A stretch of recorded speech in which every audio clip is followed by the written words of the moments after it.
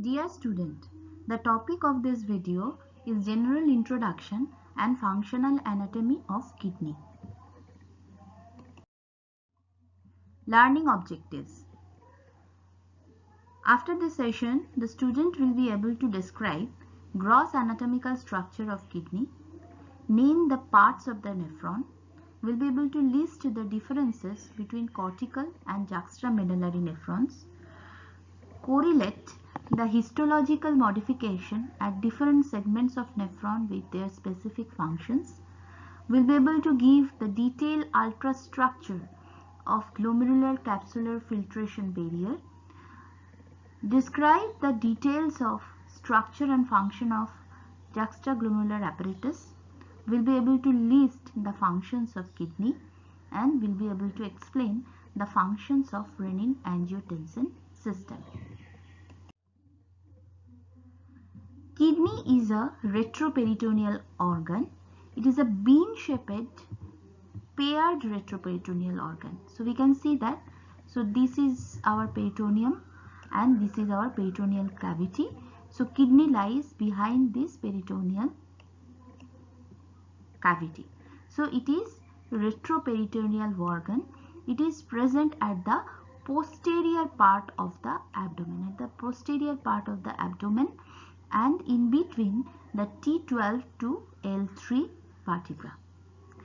Now the right kidney, we can see here that the right kidney is a bit lower than the left one. So it is due to the presence of liver in this position.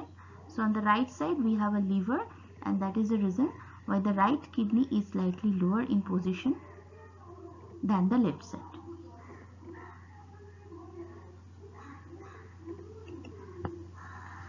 Size of each kidney in adult, it is about 10 to 13 centimeter in length and 5 to 7 centimeter in width.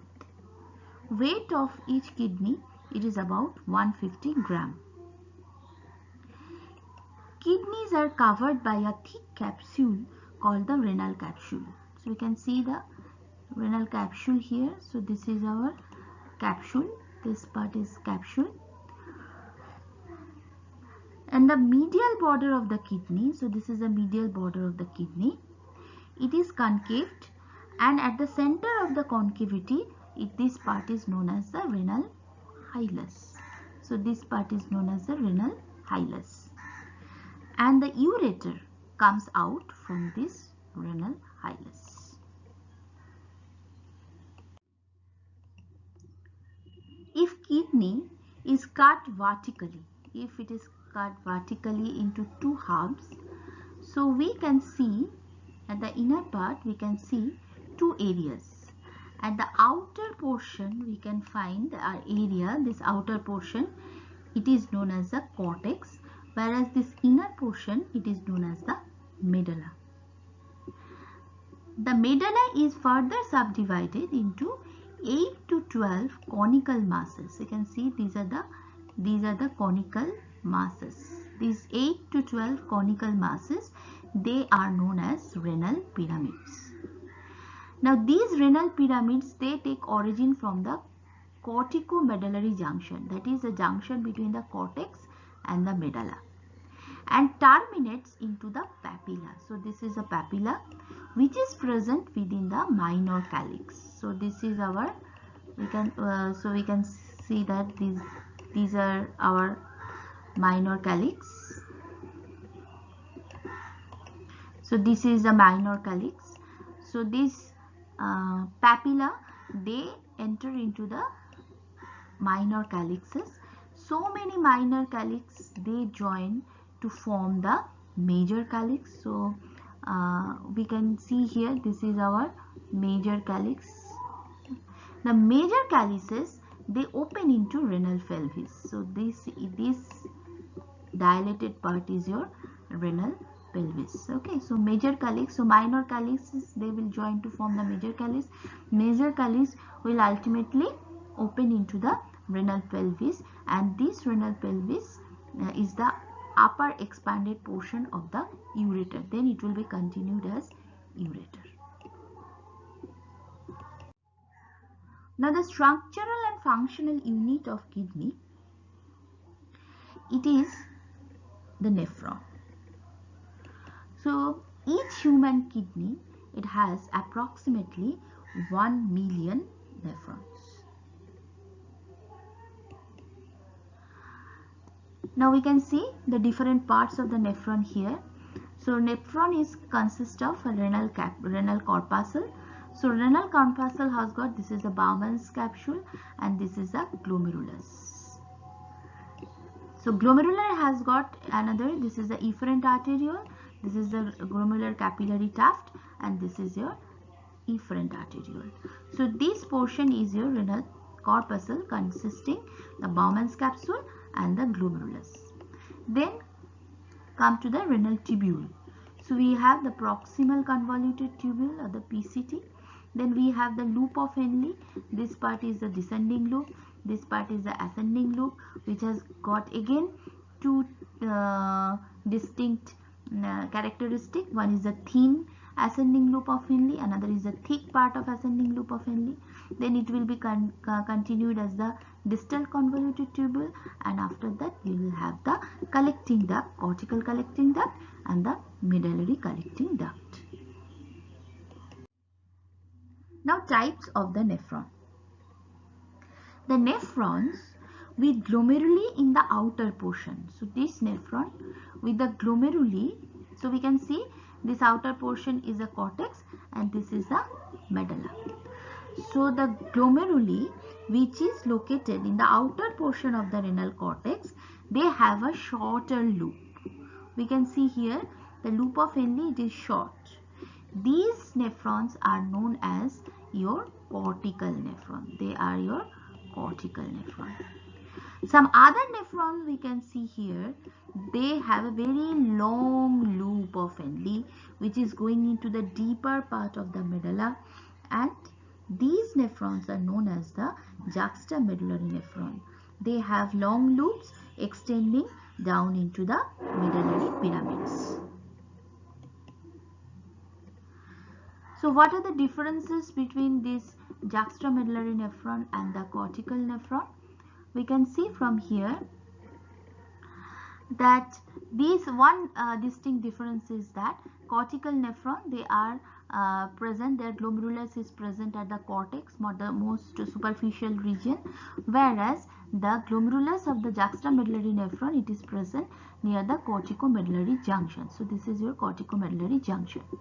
Second point is that the cortical nephron, their number is greater. 85% of total nephron is a cortical nephron, while 15% of the total nephron is a juxtamedullary nephron. Now loop of Henle of the cortical nephron, it is small. We can see that loop of Henle is small. It is mostly located in the outer part of the cortex, whereas the loop of Henle of the juxtamedullary nephron, it is very deep. Okay, it is going to the deeper aspect of the medulla. Then if we look into the ascending loop of the Henle, in case of cortical nephron, which consists only the thick ascending loop, whereas in the juxtamedullary nephron, which contains both the thin and the thick part of the ascending loop of Henle. Now, regarding the size of the glomerular size is smaller in case of cortical nephron, glomerular size is larger in case of juxtamedullary nephron. Now the afferent and efferent arterioles, we can see that the diameter, efferent arteriole in case of cortical nephron, they have the large diameter and from peritubular capillaries, whereas in case of juxtamedullary nephron, efferent arterioles are smaller diameter and from the vasa recta. So in this picture we will see that. So this is a cortical nephron, we can see. So this is the efferent arteriole and it is forming the peritubular capillaries like this. Okay, and this is the juxtamedullary nephron. In addition to formation of the peritubular capillary, the efferent arteriole, it is also forming a long loop like capillary here, which is known as a vasa recta. So the major function of this cortical nephron is the formation of filtrates, so which helps in the excretion of waste product from the urine. And the major function of the juxtamedullary nephron, with the help of this vasa recta, they will actually help in the concentration of urine by counter current mechanism. Now rate of filtration, it is low or slow in case of cortical nephron, and rate of filtration, it is much more higher in case of juxtamedullary nephron. Now come to each of the segments functional anatomy. So first we'll start with the renal corpuscle. So renal corpuscle consists of, as I told you, it consists of a Bowman's capsule. It consists of glomerulus, which contains the afferent arteriole, efferent arteriole, and the glomerular capillary tuft. In addition to that, they also contain the mesangial cells. We are coming to that later. Now glomerulus, it is around 200 micrometer.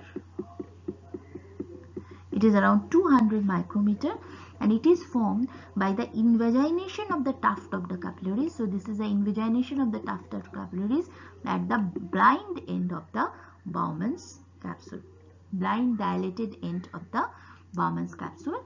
So there is invagination of the tuft of glomerular capillaries. Now these capillaries, they are supplied by the afferent arteriole and drained by the efferent arteriole. The diameter of the afferent arteriole, it is larger than the efferent arteriole. Now it is from the glomeruli that is a filtrate is formed. So we can see from this picture that the main function of this renal corpuscle, it is a formation of filtrate. So when the blood will try to pass through these glomerular capillaries, the ultrafiltrate will be formed. It will come into the renal tubule, and ultimately with so many changes and modification, it will come out as urine. So main formation of this function of renal corpuscle is a formation of ultrafiltrate. We want to know across which barrier this ultrafiltrate is formed. So now we want to know about the glomerular filtration barrier across which this ultrafiltrate is formed. So the two cellular layers usually separate blood from the glomerular filtrate. So we know that blood is present in the capillary, and in the Bowman's capsule we have the filtrate, ultrafiltrate.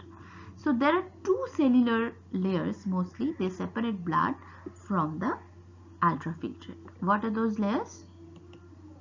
If we look into the molecular detail of this structure, we can say, so this is a capillary which contains the blood. So outside the blood we have the capillary endothelium. So this is our capillary endothelium, and here we have the epithelial cells of the Bowman's capsule. So here is the filtrate and here is the blood. In between them we have the endothelium of the capillary, we have the epithelium of the Bowman's capsule, and in between them we have the GBM or the glomerular basement membrane. So in a nutshell we have three layers. One is the capillary endothelium, another is the outside is the epithelium of the Bowman's capsule, and in between them we have the glomerular basement membrane. Now what are the speciality of this membrane so that the ultrafiltrate can occur through them? So if you look into the molecular detail of this structure, we can see that, so if this is a capillary endothelium, the endothelium of the glomerular capillaries, they are fenestrated. We can see the fenestrations here. So they are porous, they are fenestrated, and the diameter of this fenestrated pores, it is around 70 to 90 nanometer.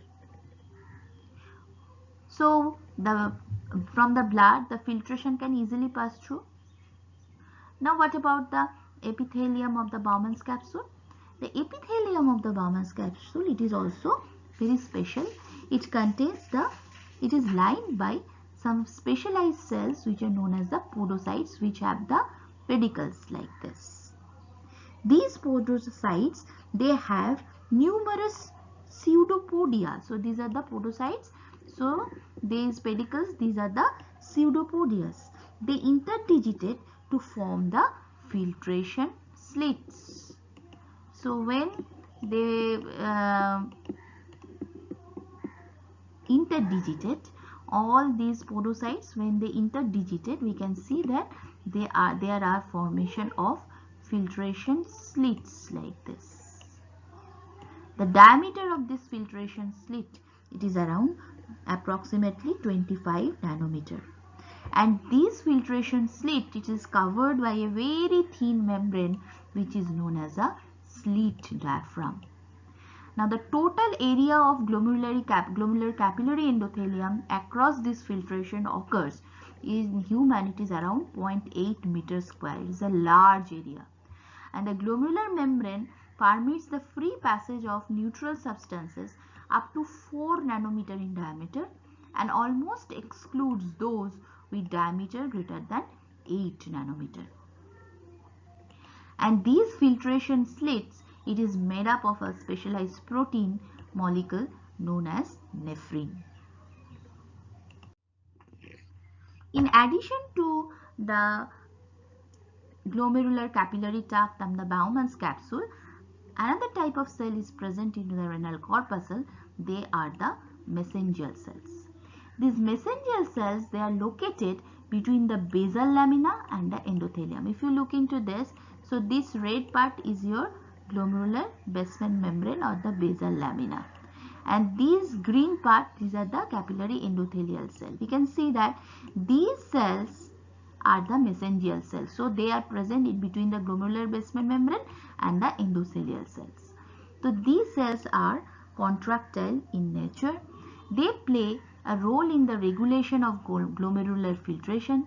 Mesangial cells secrete the extracellular matrix and take up immune complexes and are involved in the progression of glomerular disease. They are derived from blood monocytes and are the components of mononuclear phagocytic system. Now these cells, these mesangial cells, they provide the structural support to the glomerular capillary. They secrete the extracellular matrix, prostaglandin, cytokines. They are phagocytic in nature. So it is all about the renal corpuscles containing the glomerular capillary tuft, the Bowman's capsule and the mesangial cells. They do a major function, that is formation of ultrafiltrate across a filtration barrier which contains 3 layers, that is capillary endothelial cell which contains the fenestration, and the Bowman's capsule epithelial cell which contains the filtration slits, and in between them there is glomerular basement membrane. Now come to the tubule. We know that tubules are divided into these parts, that is proximal tubule, then the loop of Henle, then we have the distal convoluted tubule and the collecting duct. Now we will describe one by one the histological characteristic of these tubules.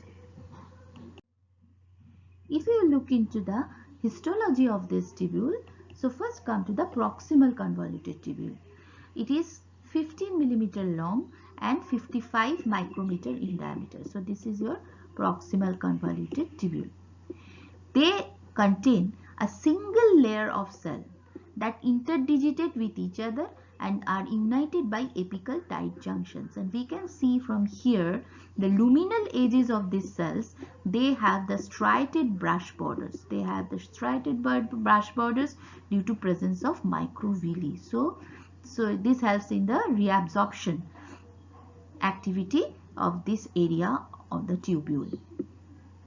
Another important point is there is extension of lateral intracellular space in between the cells of the proximal convoluted tubule epithelial cells. So they are known as the lateral intercellular spaces. Then come to the cells of the loop of Henle. It has got 2 parts, we know. One is the descending loop, another is the ascending loop. The descending portion of the loop of Henle and the proximal portion of the ascending limb, so descending portion and the proximal portion, they are made up of very thin permeable cell. They are made up of very thin permeable cell. Whereas the thick ascending limb, it is made up of thick cells containing many mitochondria. So many mitochondria are there, so they have some reabsorption function. For this they require the energy. Now come to the distal convoluted tubule. It is 5 millimeter long, and the cells, they are lower than the PCT, and they have the few microvilli, but no distinct brush border is seen in the epithelium cell of the distal convoluted tubule. Now come to the cortical collecting duct. In the cortical ducts, it is 20 millimeter long. It passes through the renal cortex, it passes through the renal medulla and empty into the pelvis of the kidney. The epithelium of this collecting duct, it is made up of mostly two types of cell. One is a principal cell or P cell, another is the intercalated cells or the I cell. Principal cell, their main function is a sodium reabsorption. Vasopressin stimulated water reabsorption. So sodium and water reabsorption will be the major function of principal cell. Whereas the I cell and intercalated cell, their major function is to secrete the acid and the bicarbonate. So acid and bicarbonate secretion is mostly regulated by the intercalated cells or the I cells. Now in addition to all these epithelial cells, a very important few secretory cells are also there. One is the juxtaglomerular apparatus, another renal medullary interstitial cells or RMICs. These RMICs are the fibroblast-like cells. They contain lipid droplet. These are the major site of COX-2 and prostaglandin synthase expression, and major prostaglandin that will be secreted by the kidney is the prostaglandin E2. Now come to the juxtaglomerular apparatus. Juxtaglomerular apparatus consists of three cells. One is the juxtaglomerular cell, second is the macula densa, third is the lacis cell. Now first come to the juxtaglomerular cell. This juxtaglomerular cell, it is actually present at the inner wall of the afferent arteriole. So these are the modified vascular smooth muscle cells. So JG cells, they are modified vascular smooth muscle cells with epithelioid appearance at the tunica media of afferent arteriole as it enters the glomerulus. They contain the secretory granules which may release renin. Then the next type of cell is your macula densa. So here we can see that there is a point where the afferent arteriole enters the glomerulus. Efferent arteriole, it leaves the glomerulus. At this confluence, the renal tubule, it touches both the afferent and efferent arteriole. So there is a point where the afferent arteriole enters and the efferent arteriole leaves. At this confluence, the renal tubule touches both afferent and efferent arteriole. This point marks actually the start of distal convoluted tubule. It is the place where this macula densa is located. So macula densa is mostly located at the distal convoluted tubule. So they are modified tubular epithelial cells at DCT. They are in close proximity of the JG cells. And this macula densa, it actually acts as a sensor of change of ionic composition and rate of flow of tubular fluid. So they are mainly present in the inner surface of the DCT. They will act as the sensor of any change of ionic composition of the fluid that is passing through this DCT and also the rate of flow of the tubular fluid. Now the next type of cell is your lacis cell. These lacis cells are also known as the extraglomerular mesangial cells. These are present at the confluence of the afferent and efferent arteriole and they can secrete renin.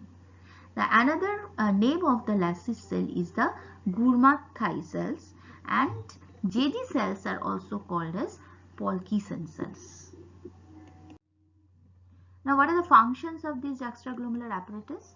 They secrete renin, which activates the renin-angiotensin-aldosterone system, which regulates the blood pressure and blood volume. Macula densa acts as sensor of change of ionic composition and rate of flow of tubular fluid. Lassie cells secrete renin and erythropoietin. Now come to the regulation of renin release and all these renin-angiotensin aldosterone axis. So when actually this renin will be secreted? Two major factors are responsible for this. One is reduced blood pressure, another is the reduced tubular sodium.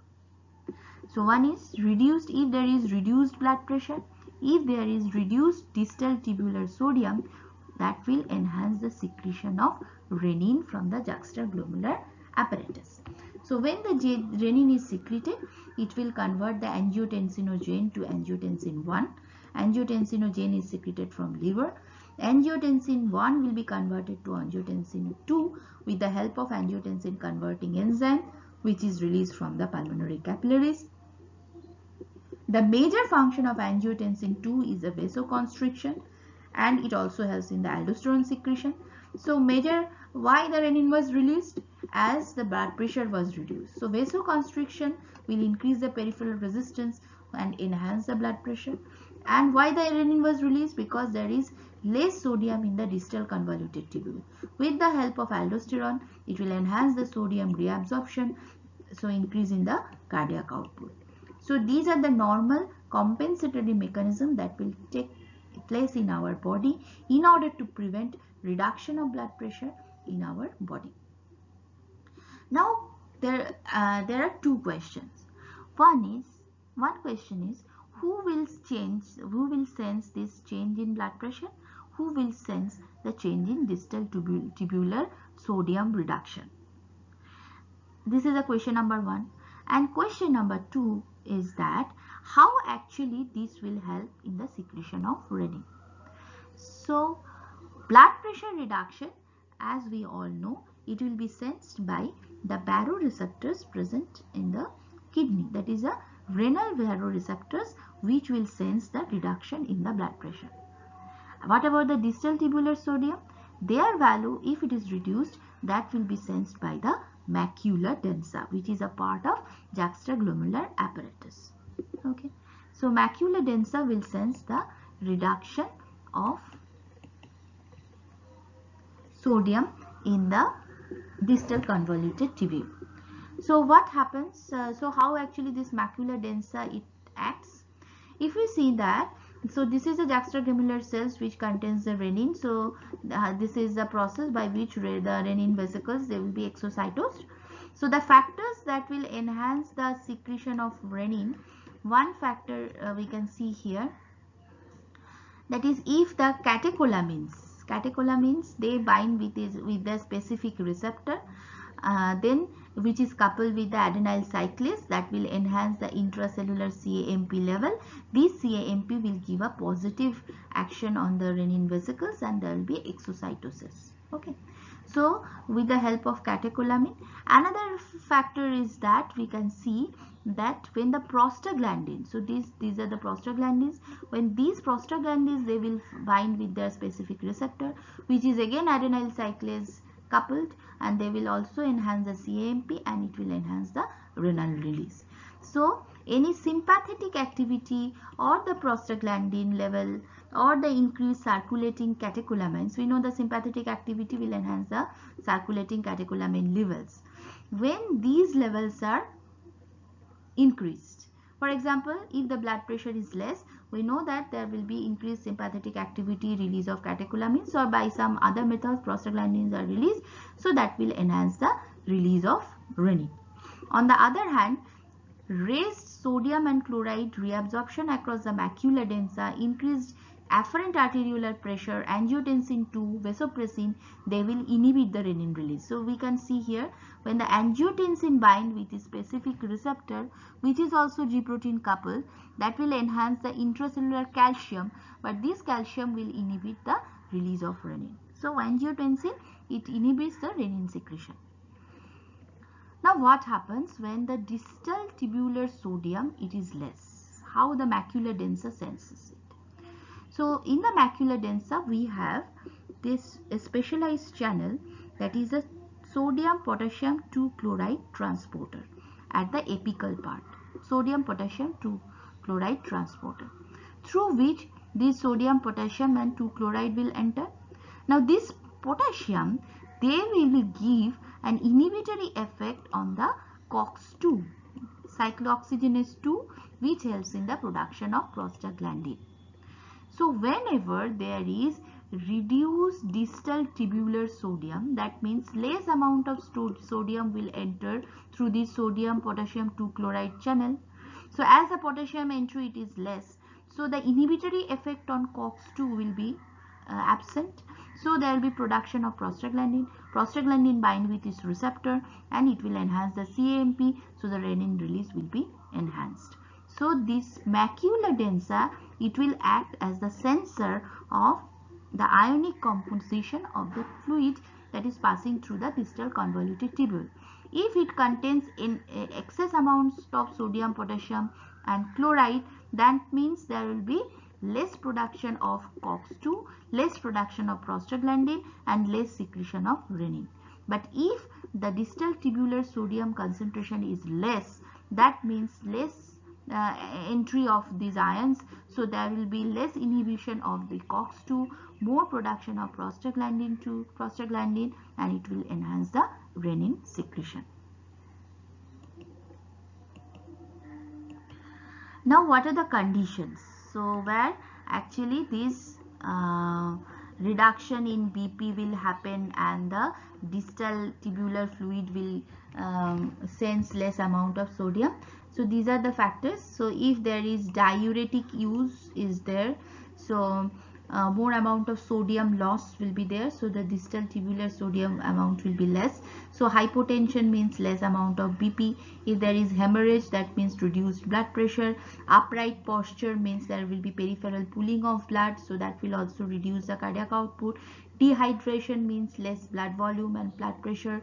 Cardiac failure, cirrhosis of liver, constriction of renal artery and various psychological stimuli, they will cause these type of changes and ultimately enhance the secretion of renin. Now renal blood supply. So kidney is supplied by, each of these kidney will be supplied by the renal artery, which is a branch of the abdominal aorta. So renal artery, after entering into the kidney, it will divide into 5 segmental artery. This segmental artery will be further divided into interlobar artery.